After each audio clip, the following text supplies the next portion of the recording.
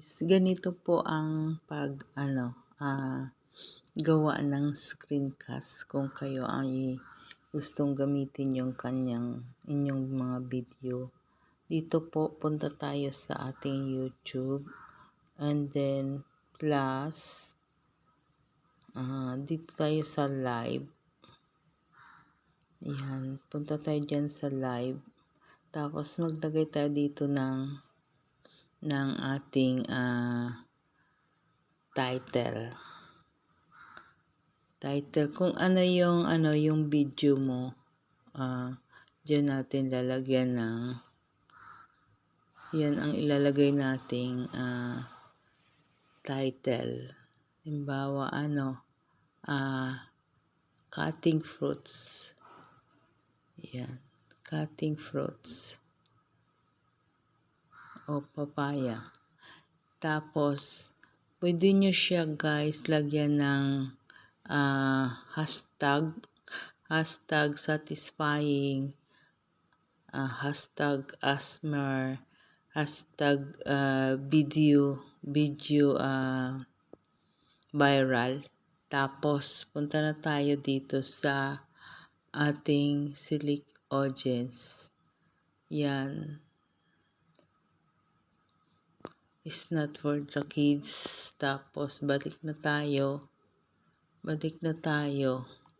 Lagyan natin dito ng description kung ano yung video mo doon. Tapos, dito tayo sa screencast, guys. Tapos, dito, advanced setting. Yan, i-on natin yan. Tapos, balik na tayo. Tapos, next. Yan. Tapos, got it.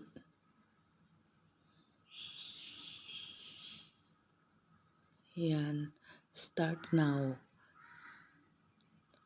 Tapos, yan. I-close natin to guys. Tapos, maghanap tayo ng dito yung ating video na nakahanda. Punta tayo sa ating gallery. Tapos, hanapin natin yung gusto nating video. Pwede natin doon. Halimbawa, ito yun. Yan kasi yung dati kong ginawa. Yung cutting papaya. Teka. Dito tayo maghanap ng iba.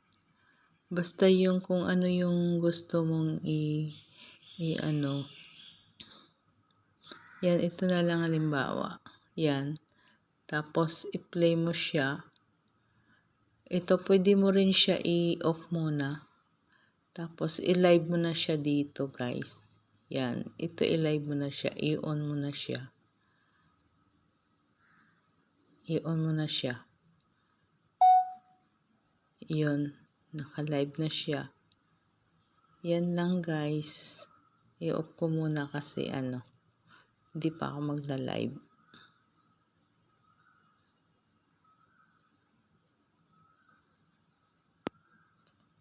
Yan lang guys.